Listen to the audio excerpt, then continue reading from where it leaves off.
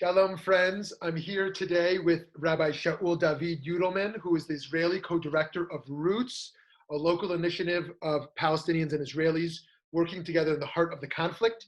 Raised in Seattle, Washington, Rabbi Shaul has lived in Israel since 2000. Thank you for taking time today and tonight for you. Pleasure. It's been a busy day, but good to end it here.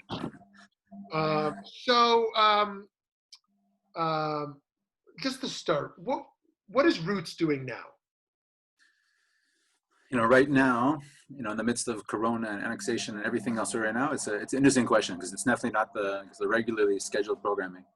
But I'd say in general, Roots is doing three things, and it starts with the people-to-people work. But I think we definitely stem from this, learning about identity, presenting your identity, understanding other identity is important, critical. But the ikar is to go from that learning to maaseh, from the meeting to the action. So Roots also, in addition to a lot of, from kids programming to reach local religious leaders to all kinds of adult programming, meeting, and maybe it's clear for people listening out abroad, there's no, I always joke, there's no intramural soccer leagues between Israeli and Palestinian towns out here. Not something happens. So those meetings are charged. For many people, it's oftentimes the first time they've really sat in an open way where they can feel free to speak what really means for them, for their own identity, what the others means to them and their identity. But the question then, of course, is how do we make change? People always want to ask, the first question when people finish a Roots presentation is, well, what do you think is the solution to the conflict? And I think right now we need climate change. There's so much work, internal work on Israeli and Palestinian sides, and joint work too, in order to make that change. So it starts with that meeting, I think, coming to terms with both people's belonging and place in this land, which obviously from a religious perspective is not a simple path from either side. But then moving into advocacy, solidarity, that aspect of work of Roots is also very important. If it's responding to violence and visiting people who are wounded, if it's I think both sides getting involved and trying to address the systemic things that are also at play here. But then maybe what's ended up happening at Roots is by bringing these two voices from the polar sides, religious Zionist Jews who believe in our connection, Yehuda v'Shamron, and the Jewish story eternal, and Palestinians who is their Palestinian national struggle to the nth level. Putting those things face to face generates a very new kind of discourse. And I think a lot of us are looking for new ways forward out of the Oslo quagmire at this point. From the alphabet soup of ABC on the ground, which is just stuck, to the water agreements that were signed in 1991 and haven't moved since, even though, and what's really a new horizon that can go a little bit deeper. I think Oslo was in a sense a shallow attempt at peacemaking. And I think we really do something that's going to touch on both sides' identities and move a reconciliation process, not just a ceasefire line.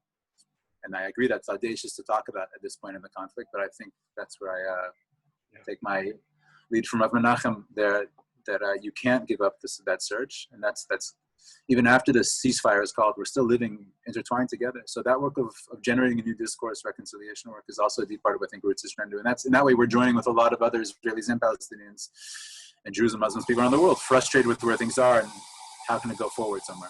So speaking of Rabbi Menachem Froman, whose picture is right behind you, and I very much see you continuing his work, how do you think of his legacy? What's the Torah of Rabbi Menachem Froman on this case? In this case, you know what I mean. I mean, what is? Yeah. No, it's as a Talmud, it's a big question to think, even to step into. But one is not be afraid. He was a person who had a level of emunah, of trying to serve Hashem in the most honest, existential way, that I think broke through a lot of the things that I'm normally afraid to do, or afraid to think, or afraid to say. That side of things. I think also, and I say this in a way that can come out maybe cheap, but I think a lot of us, we have our chassidut, our inner world of Torah. But it comes to politics. Politics is politics, and you don't do that. You don't play those games over here. And Rabbi Menachem in that way was letting Torah guide him all the way. And if the Zohar talks about the connection to the Sitra Achra, the forces of death are part of this world, you can easily translate it into all kinds of things that are really going on in the real world, and take a step from there for maybe how that happens. And that's also something that's inspiring. He was constantly with the Sefer everywhere he went. He was constantly seeking Hashem. And I think in the Anglo world, the the media coverage he's gotten is about the peace work. But the level of just a person of emunah, of stopping and of a heart of caring for Am Yisrael and caring for the world, was very powerful. And after he was nifter, a friend of mine, my brother asked me, what do you have to say? He was the most Jewish human I've ever met, and he's the most human Jew. And to walk that side of the narrow bridge of universality and particularism, and hold them both at all odds was really. So that's which are big things to step into. But I think those are very core challenges for Judaism that he was looking face on and living in a lot of integrity towards them. I really appreciate that framework, because I see in the diaspora so many Jews struggling with particularism. They don't want to publicly identify. It's like being something makes them less human. And then I see the opposite strand, obviously, those who are so ethnocentric that they can't even access the human universalistic experience. So I love the way you frame that. Let me ask you, because this is a 20-hour answer, but just briefly, how do you think of your own personal evolution? You mentioned making Aliyah 20 years ago, but what's been your trajectory here in your thinking? It's been a fun, exciting ride. I grew up, my family's South African, we moved to the US. I grew up in conservative synagogue, went public high school, and ended up coming to Israel in 2000 and didn't know what was waiting for me here in terms of the richness of Judaism. This week we gave a conversation about reflecting on Roots' work with the racial struggle and racial justice struggle in America.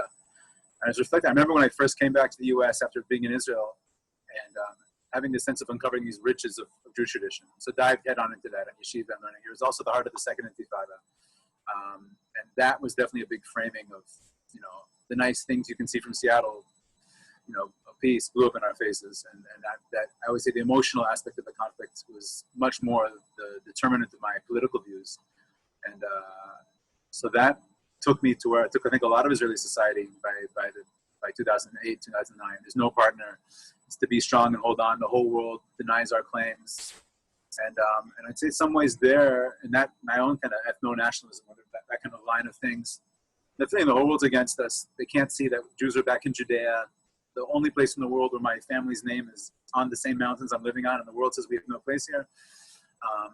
And it's easy to understand, especially with the rhetoric against that in the world, to buckle down and hold that truth. And here was Rabbi Menachem. After Gush Katif, it was my sense that the thing we're just going to go conquer every hilltop and somehow we're going to bring about redemption is like, if Am Yisrael's not with us, there's no moving forward on a simple Rambam halachic level. But more than that, finding the people who are really looking for the progression, evolution of a Judaism that can speak to Tel Aviv and to New York and out there, and also to move forward. And Rabbi Nachman was really incredibly inspiring in that. And before I get to the Israel-Palestine, so that level of the inner Jewish evolution, that's what I felt deeply. And then in 2010, we got married. I got married, and we moved back out to the Gush, the Batayin. And I'm very much a locally focused person. I lived in Yerushalayim for 4 years. There's Yerushalayim issues. And moved out there's already then things were changing. The price tag attacks were coming much stronger then. And a lot of rabbinic leadership was kind of putting their head in the sand saying this is leftist provocateurs or Arabs. And I said, no, it's not. I know some of the kids in my neighborhood. And so that's kind of what got me into this work of meeting the other side and also recognizing how much some of our inner Jewish conversation is caught up in this. And from there, it was really the meeting with Palestinian voices and finding partners there where I didn't believe there really were partners, didn't want to believe there were partners. Who wants to have to make compromise on our homeland?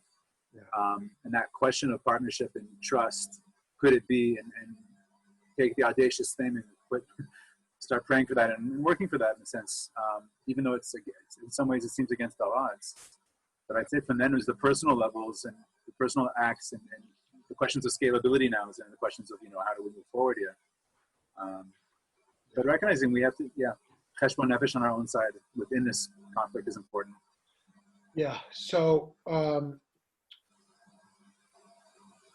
what needs to be done in the on the Jewish side, the Israeli Jewish diaspora relationship? I know you've lived there for 20 years, but you also travel here and speak here and the like, and you have a lot of relationships. And it feels to me like we're constantly at at a breaking point where liberal Jewish America feels increasingly alienated and resentful towards the Israeli enterprise. And I wonder how you see that work. It's really challenging because, when I say experience teaches wisdom, I think Bob Marley once said, and there's just such a break. The experience of living here, the experience of living in the States as a Jew is entirely different. It's unimaginably different, I think. And obviously we judge, we project what we know about what things mean here to what the experience is there, and it's so different. And I remember there's a reporter, a non-Jewish reporter, who came to Jerusalem for a few years ago.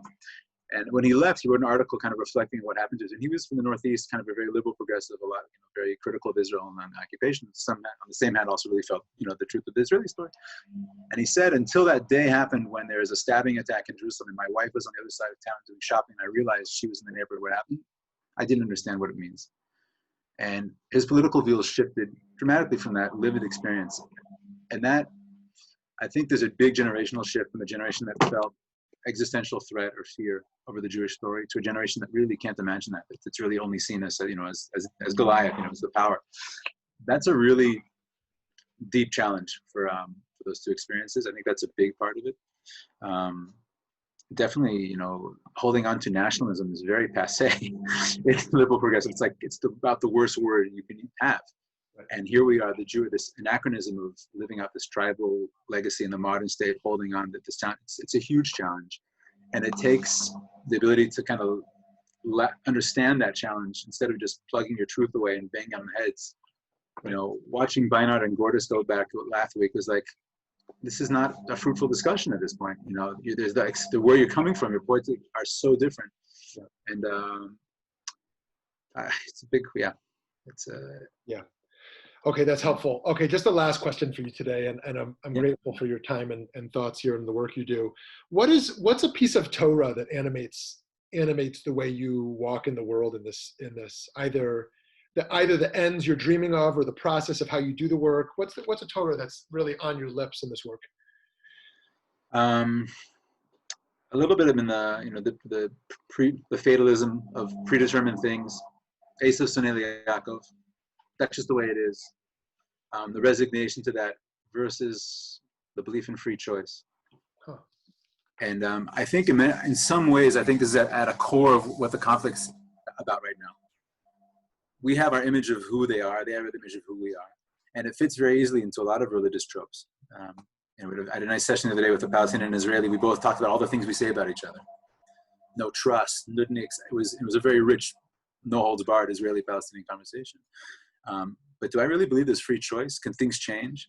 One of the things that I've gained through Roots is kind of seeing a young generation of Palestinians that for me were just people who I used to be afraid of, waiting for a hitchhike. And to really believe that there's free choice, that those things can change, there's agency there, is a big challenge to a lot of religious settings of the conflict. And I think of fatalism that we fall back to just, I think also with age, like it is seeing how the ways are. And that's to believe that there can be a change in our society, is a big challenge at this point in the conflict, I think, that resignation. And I guess that goes back to Rabbi Nachman, that if there's no despair, and there's no despair, I think about this time right now, the world's falling apart in so many ways. You watch in the States, the racism, the environmental, everything everybody's working on looks worse than ever.